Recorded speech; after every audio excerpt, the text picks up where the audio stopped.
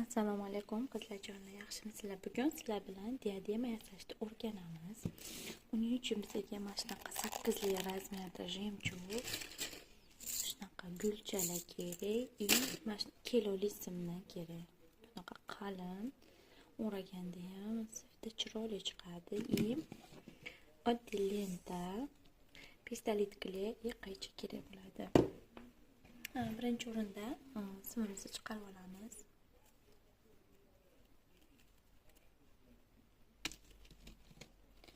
Simimizni peshonamizga o'lchab olamiz. Bu chunki peshonaga taqiladigan diadema. Peshona qismiga o'lchab olib, salgina ortiqcharoq qilib o'rab olamiz. Shunaqa kalso qilib o'rab olamiz.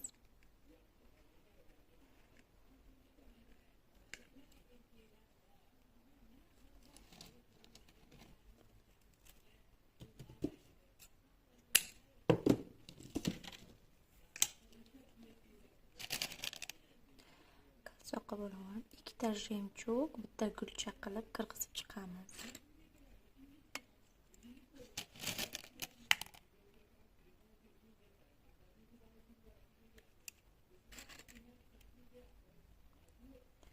Gulchadan 9 ta qirg'izamiz. Orasida ikkita jemchug qo'yib.